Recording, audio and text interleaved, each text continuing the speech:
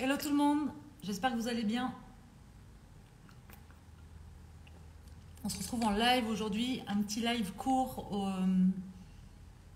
Comme hier, je sors de 2 heures de coaching de l'atelier du programme Vision avec les entrepreneurs.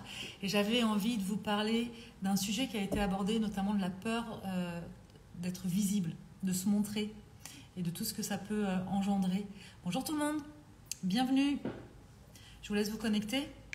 Et d'ailleurs, ça m'intéresse de savoir si vous avez une activité et que vous vous servez des réseaux sociaux. Est-ce que c'est une peur que vous avez ou même en général quand vous communiquez sur vos activités ou autres? Est-ce que vous avez cette peur-là, la peur qu'on vous voit?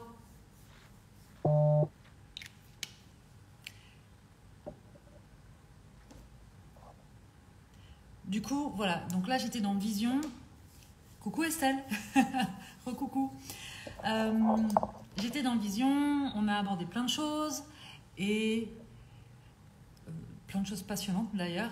Et donc à un moment donné, on a abordé ce sujet-là puisque certaines ont partagé le fait que au moment de communiquer sur les réseaux de leur activité, de ce qu'elles proposent, oui ça arrive. Ok Laurence. Faiza, je l'ai alors que je sais que ça me permettra de développer plus mon business. Mais oui, non mais forcément. En fait, c'est exactement ça. En fait, moi, ce que je partageais, c'est que dans ces cas-là, et je l'ai vécu, hein, c'est un peu schizophrénique parce qu'il y a une part de nous qui a envie de développer notre activité, il y a une part de nous parfois même qui a envie d'être reconnue dans notre expertise et tout ça. Et puis, il y a une part de nous qui a peur d'être vue, d'être jugée. Là, il y avait aussi la peur, dans ce qui ressortait, d'être copiée. La peur de se tromper, la honte aussi, le fait de ressentir de la honte. Bonjour, effectivement, je sais que je dois me mettre sur les réseaux pour développer mon activité, mais je ne suis pas à l'aise. J'ai l'impression que ça empiète sur mon intimité. En fait, tu sais, j'ai envie rapidement là quand même de vous transmettre ce que j'ai pu transmettre comme réponse par rapport à cet atelier.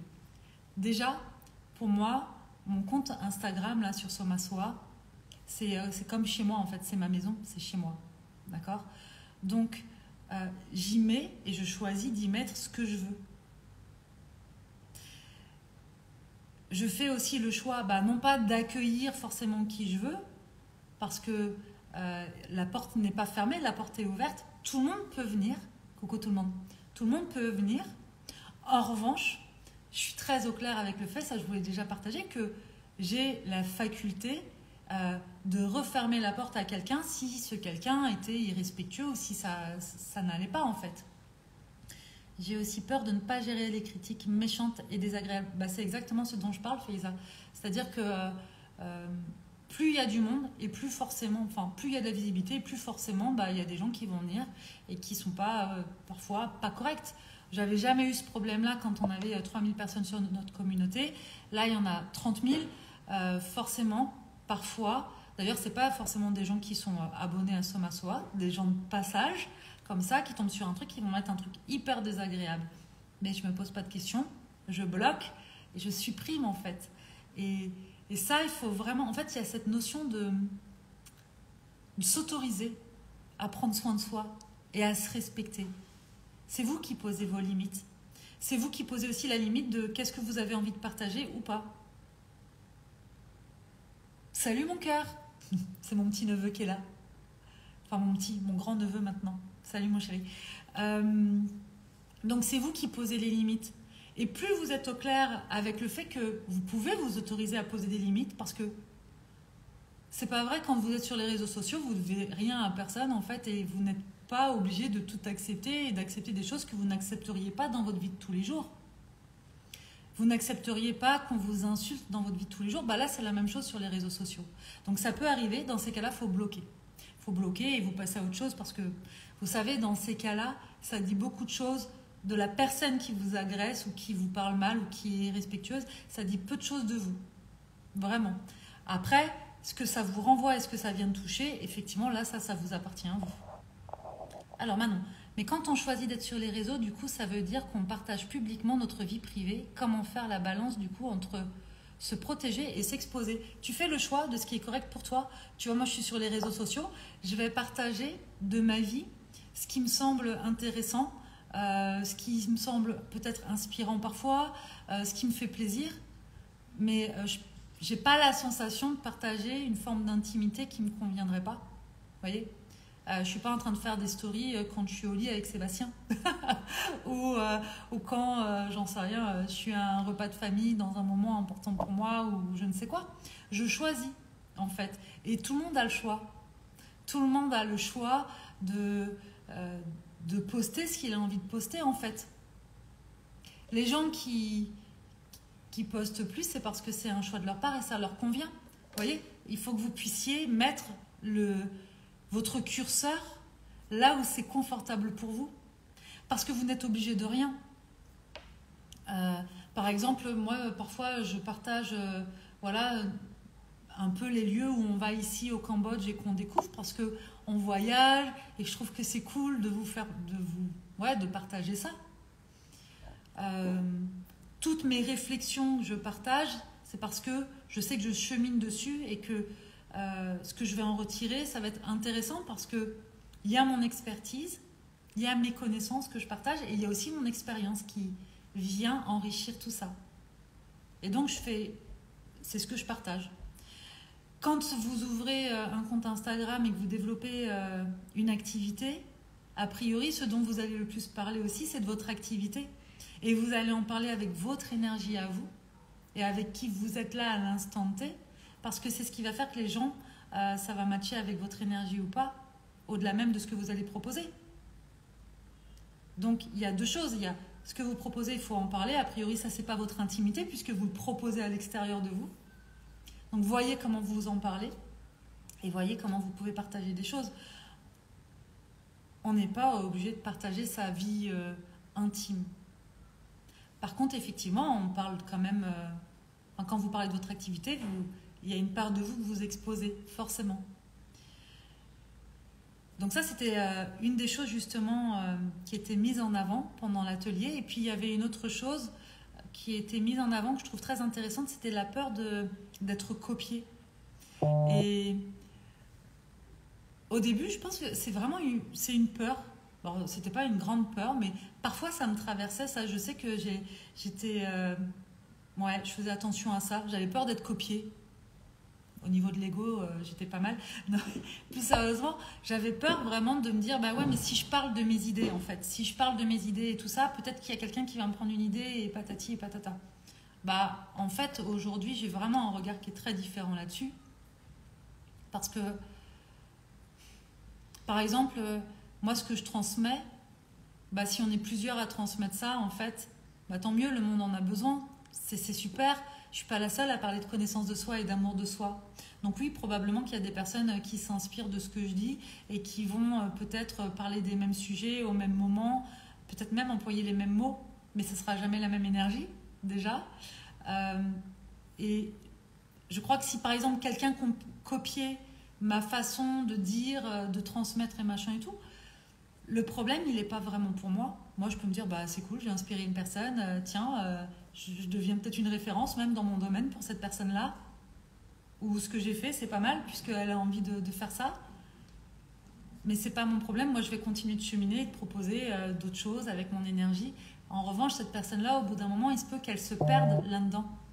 Parce que elle va pas se trouver elle, et sa façon d'être et de faire et de partager, dans laquelle elle va s'épanouir.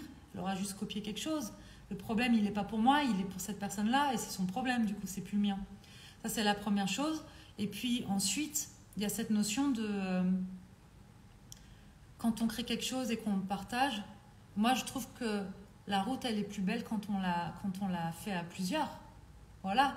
Donc, heureusement que je ne suis pas toute seule à évoquer les sujets que j'évoque. Et ça, c'est plutôt cool. Mais si on s'interdit de communiquer parce qu'on a peur d'être copié, mais le problème, il n'est pas d'être copié, là. Le problème, il est qu'on s'interdit de communiquer et du coup, d'expandre un peu notre activité, de faire ce pourquoi on a créé, c'est-à-dire de partager ça avec les autres. faire en sorte que les personnes qui en auraient besoin savent que ça existe, en fait, on passe à côté de tout. Et on passe peut-être aussi à côté de notre rêve à travers notre activité. Et ça, c'est vraiment dommage parce qu'on se punit pour quelque chose qui peut-être n'arrivera pas. Et quand bien même, est-ce que vraiment c'est grave? Je sais pas. Il est où le problème? Parfois, même, vous savez, quand on a peur d'être copié, qu'on a peur de plus être au top du marché, qu'on a peur de ne pas être la référence du marché ou je sais pas quoi, enfin, peu importe, hein, tous ces trucs un peu d'ego qu'on peut avoir parfois, souvent, c'est juste, enfin, ça se situe au niveau de la légitimité, hein, quel regard on porte sur nous-mêmes, hein, quand on a vraiment cette peur-là. Ouais. Est-ce qu'on se sent légitime? Est-ce que s'il y a quelqu'un qui brille plus que nous, là, avec la même idée que nous, est-ce que c'est OK pour nous? Bah oui, a priori, c'est OK pour nous. Si c'est pas OK, ça peut ne pas être OK.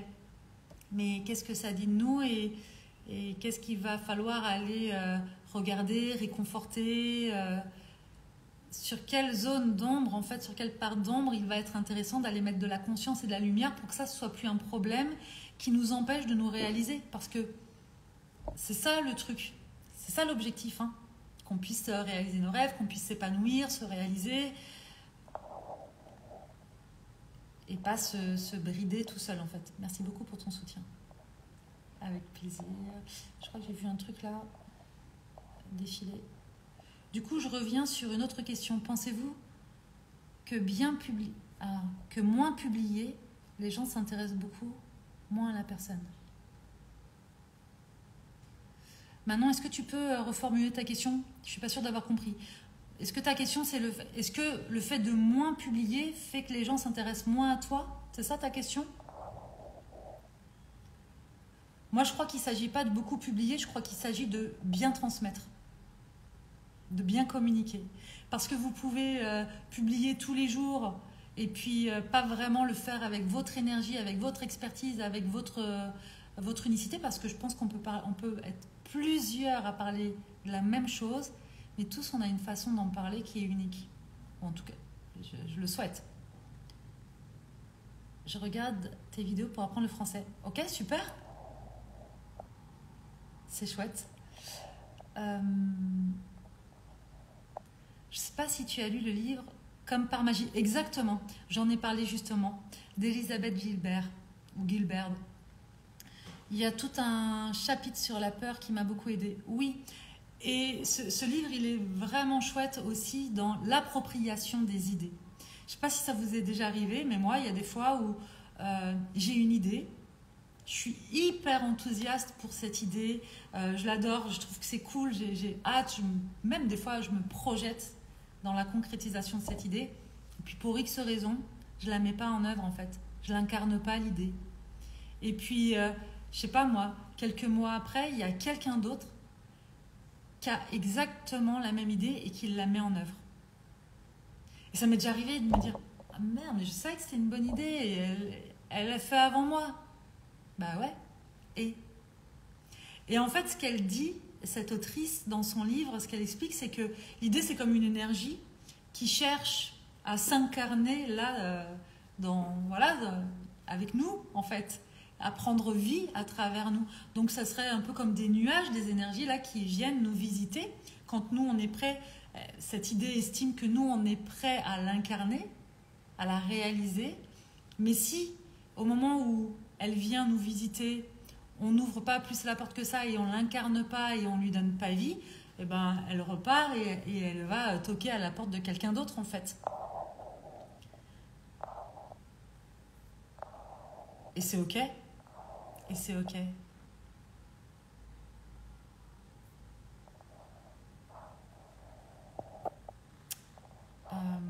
Je pense que vraiment s'accrocher à ce genre de choses, c'est juste nous qu'on restreint en fait. Alors Marine, moi rien que de penser que je serais le centre de l'attention, cela m'angoisse. Je viens de faire un grand pas et prendre rendez-vous avec un psychologue. Devoir parler de moi, j'appréhende. Oui, je comprends. Mais tu sais, ça c'est aussi beaucoup... Il y a l'ego là qui rentre en compte de tout le monde va me regarder comme si voilà, tu étais le centre de l'attention. Mais tu sais, Moi aussi, j'ai pu avoir cette crainte-là parfois. Ce qui a vraiment fait la différence pour moi, c'est de me dire, ok, ce que j'ai envie de transmettre doit être plus puissant que mes peurs, mon ego, mon besoin de reconnaissance ou ces choses-là, en fait. Parce que, tu sais, quand tu as vachement besoin d'être reconnu, quand tu as besoin d'être validé, ou que tu as peur d'être jugé en étant le centre de l'attention, bah, du coup, ça veut dire que peut-être tu as une expertise, des connaissances, un savoir-faire qui pourrait, je ne sais pas, aider d'autres personnes. Et tu ne le fais pas. Moi, ce que je sais, c'est que je sais aujourd'hui que ce que je transmets, ça fait sens pour des personnes. Je sais qu'avec ce qu'on transmet dans Soma Soa, à travers nos transmissions, à travers la formation holistique, à travers Expansion, parce que là, il y a Expansion qui sort, qui commence au mois de février. Il y a déjà eu une Expansion en 2022, le 1.0, là, ça va être le 2.0. Je sais que ce sont des espaces qui sont hyper libérateurs, transformateurs, qui font la différence, qui contribuent à l'évolution ou qui accompagnent l'évolution et qui ont vraiment transformé parfois des vies, en fait. Je le sais, c'est vraiment le témoignage qu'on a des personnes qui sont dans notre tribu, d'accord? Donc tout ça, ça a du sens. Et je le savais aussi, parce que c'était déjà les retours qu'on avait, même quand j'avais peur d'être trop visible.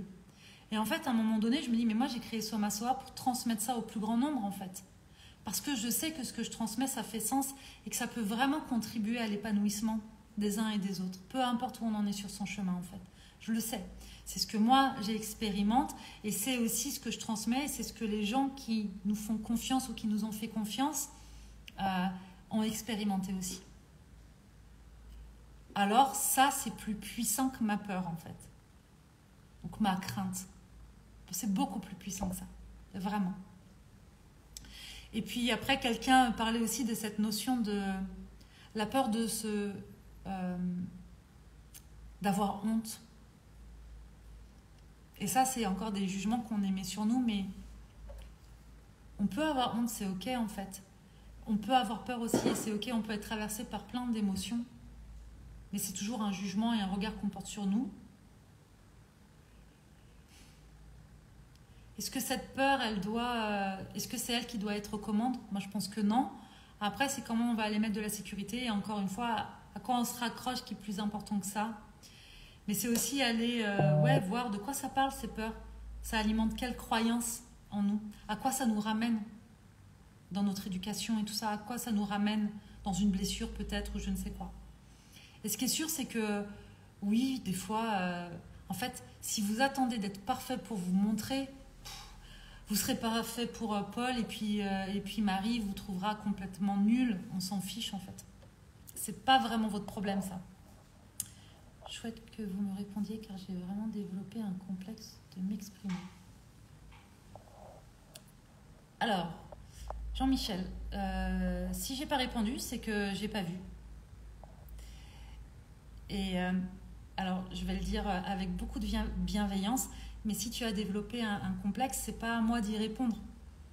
Voilà, c'est pas ma responsabilité d'y répondre. Je fais vraiment comme je peux sur les lives pour répondre à tout le monde au mieux.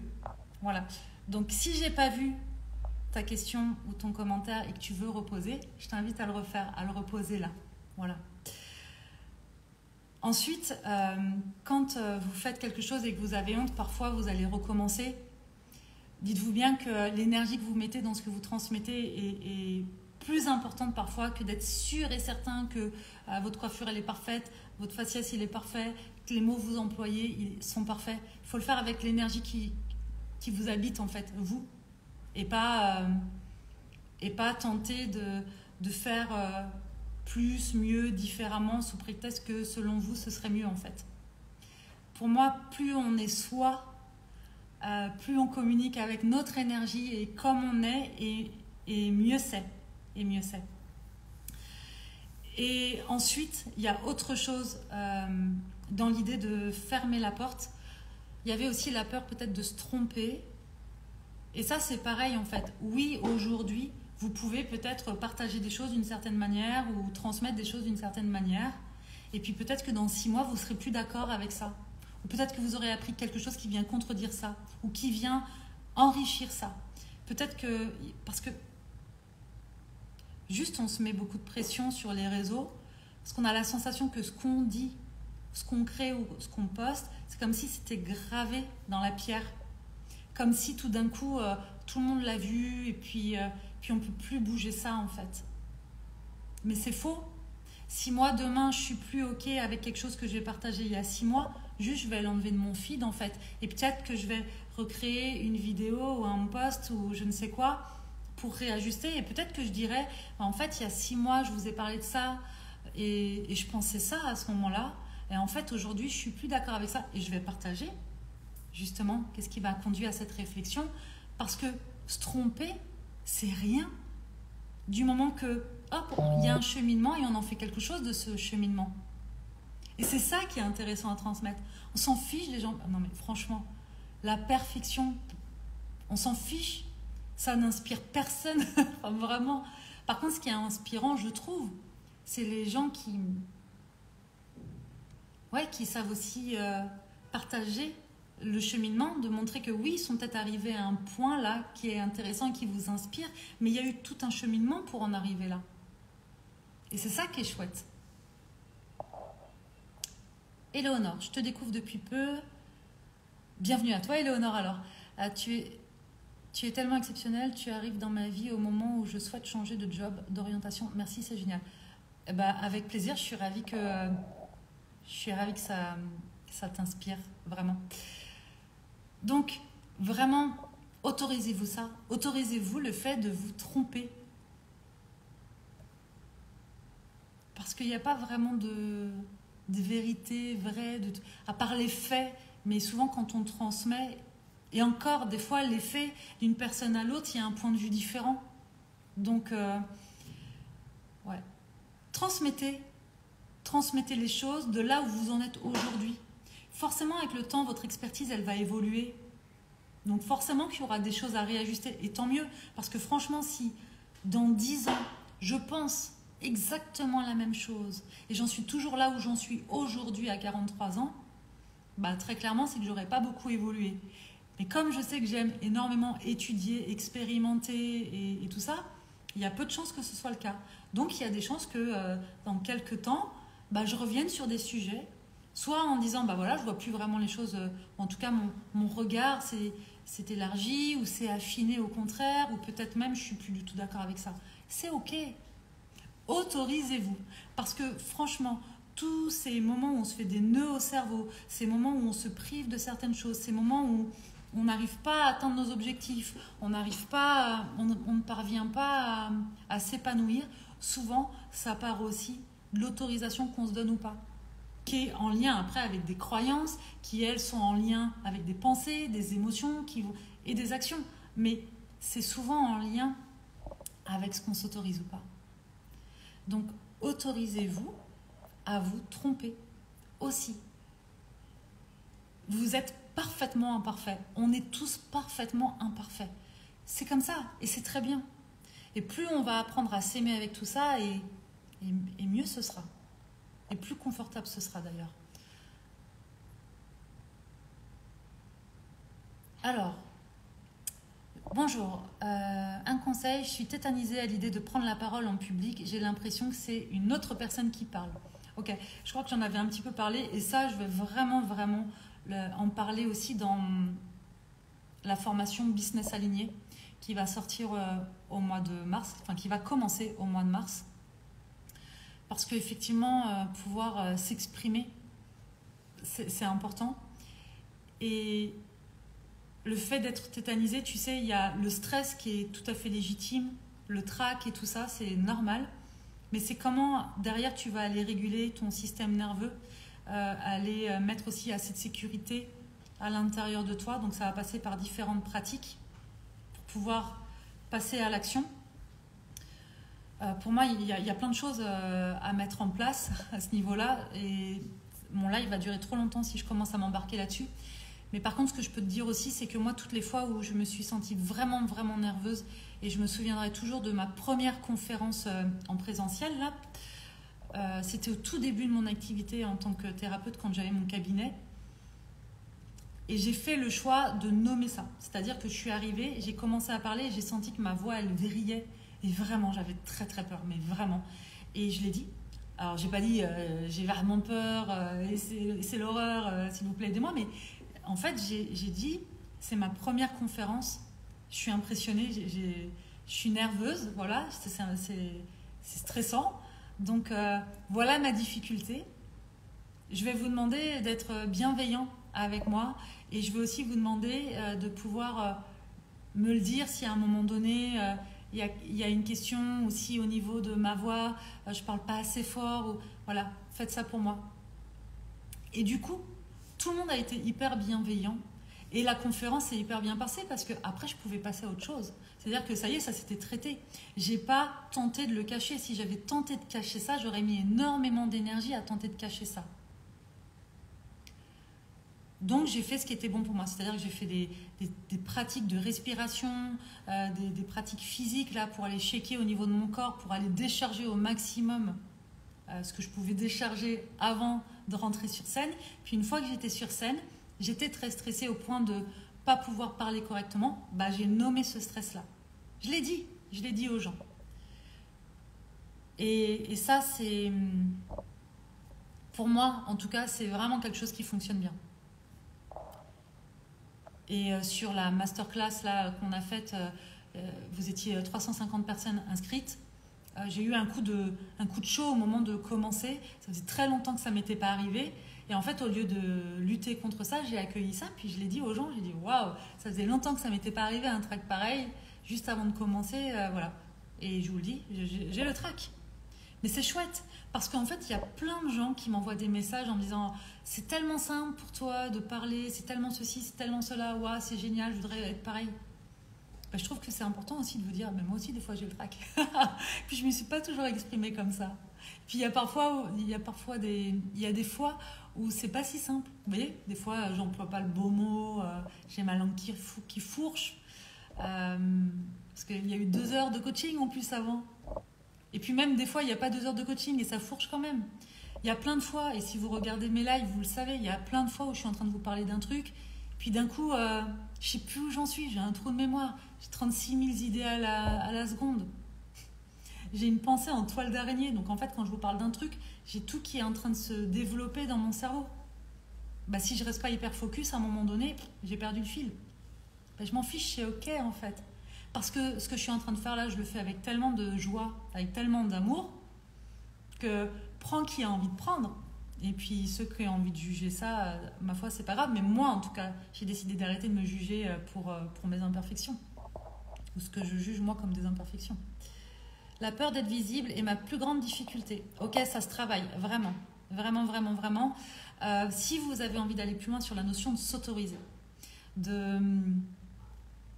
sur la notion des croyances, les croyances limitantes, nos loyautés, qu'est-ce qui fait qu'on ne s'autorise pas, le fait de s'aimer et de s'accepter avec tout ce qu'on est, d'aller plus loin dans l'expansion, bah ça, je vous invite à aller voir donc, dans la bio Instagram et de nous rejoindre dans le programme Expansion. On va passer tout le mois de février ensemble. C'est 2 jours par semaine, les lundis et les jeudis à midi, heure française. Voilà. Et c'est aussi en replay, accessible pendant 3 mois. Là, on va vraiment aller dans cette notion de waouh, comment je m'autorise à déployer mes ailes pour voilà, arrêter d'être dans ce carcan-là, dans ce truc où je me cache et parfois, du coup, je suis frustrée aussi, où je suis inconfortable, ou même parfois, je peux souffrir de certaines choses à cause de ça.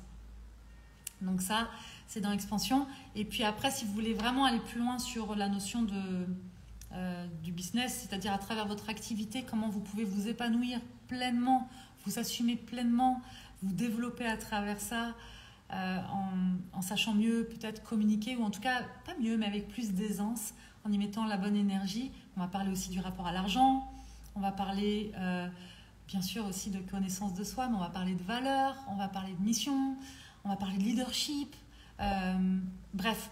Et ça, ce sera 3 mois ensemble. C'est pas encore en ligne.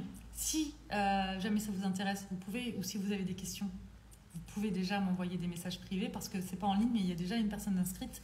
Parce que quand j'en parle comme ça, les gens, voilà, quand ça vibre, parfois il n'y a pas 36 000 questions à se poser. Et ça, c'est vraiment cool. Ensuite, Euh, donc ça, ce sera 3 mois normalement et ça commencera au mois de mars. Et je crois que... Ah si, il y a encore des partages. Quel conseil pour avancer sur sa vie après une rupture que je n'arrive pas à accepter? Je me sens bloquée. Ok, ça, je ne vais pas développer ça maintenant.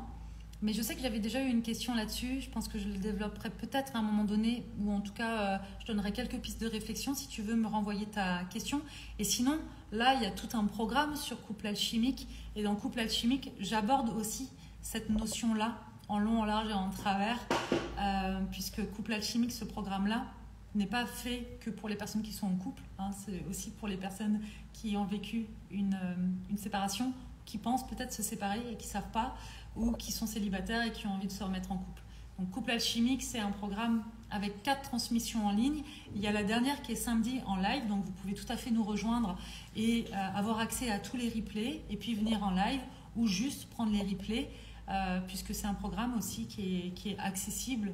Voilà, vous pouvez vous l'offrir à n'importe quel moment. Donc pour tout ce qui est en rapport avec le couple, si vous voulez aller plus loin dans votre cheminement, allez vous offrir couple alchimique si vous le souhaitez. Le 21. Ah, c'est le 21, pardon. Sébastien me dit que la prochaine transmission, c'est pas ce week-end, c'est le 21 janvier. On est au mois de janvier, ouais. Le 21 janvier, dernière transmission de couple alchimique en direct. Et vous pouvez donc avoir accès à l'ensemble des transmissions de ce programme en replay. Hop, je fais circuler. Je suis sûre que beaucoup de gens associent au fait d'être gênés.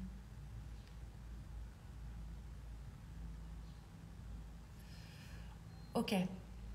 Je comprends vraiment cette notion et ces craintes de s'exposer sur les réseaux sociaux. Moi, j'ai vraiment eu ces craintes-là. À partir du moment où j'ai été voir ça, voir ce qui s'y cachait, j'ai passé ça dans le filtre de ok, mes peurs là, est-ce qu'elles sont réelles en fait? Ou est-ce que c'est juste des histoires que je me raconte? Et si elles sont réelles, c'est quoi mes ressources pour faire en sorte que j'ai de la sécurité par rapport à ça? Est-ce que je suis vraiment en danger ou est-ce qu'il y a vraiment un problème? D'accord? Franchement, moi aujourd'hui, je crois vraiment que ça a fait la différence de pouvoir être plus au clair et plus en sécurité par rapport à ça. Et c'est moi qui me sécurise en faisant le travail, le cheminement par rapport à tout ça. De toute façon, une peur, c'est toujours intéressant d'aller la visiter parce qu'elle dit des choses en fait. Vous n'êtes pas la peur, ok? Elle ne vous définit pas cette peur-là. Mais elle vient dire quelque chose d'un endroit, l'émotion. L'émotion, elle est porteuse d'un message en fait, tout le temps. Elle vient vous délivrer un message, votre émotion. Peu importe qu'elle soit confortable ou inconfortable. Donc c'est intéressant d'aller voir ce qui se cache derrière cette émotion. D'ailleurs, c'est vrai que j'en parle pas, mais il y a le programme émotion le 30 et le 31 janvier aussi. 2 jours. 2 jours, on se retrouve en direct pendant 1 heure chaque jour pour parler des émotions aussi. Donc je pense que quand on parle d'émotion, on parle aussi de croyance, on parle aussi de connaissance de soi, on parle d'aller, d'accueillir le message de l'émotion, d'arrêter aussi de se raconter toute une histoire autour de ça, parce que souvent, on se crée des émotions avec les histoires qu'on se raconte. Donc c'est tout ça qu'on va aller visiter là pendant cet atelier, avec aussi, je vais vous transmettre aussi des outils pour aller libérer les émotions, pour que ça devienne aussi plus fluide. Parce qu'il y a des émotions, une fois que l'événement est traité, l'histoire est traitée, il n'y a plus besoin de garder ça en fait. On peut aller faire circuler ça. Ok, voilà, je crois que c'est bon pour moi pour aujourd'hui. Ouais, je vous souhaite une très très belle journée. Merci à vous pour vos questions, pour votre présence. Et puis, prenez soin de vous. Je vous dis à demain.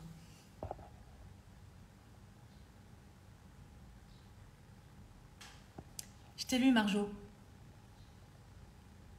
Peur d'être visible, peur d'être jugée, peur de plaire aussi, je crois. Ok, je viens d'en parler justement. Et voilà, si tu veux aller plus loin là-dessus, vraiment, tu peux nous rejoindre dans Expansion. On sera ravis de t'accueillir. Le programme Expansion au mois de février. Les émotions fin janvier. Et business aligné début mars. Je vous embrasse. Prenez Prenez soin de vous.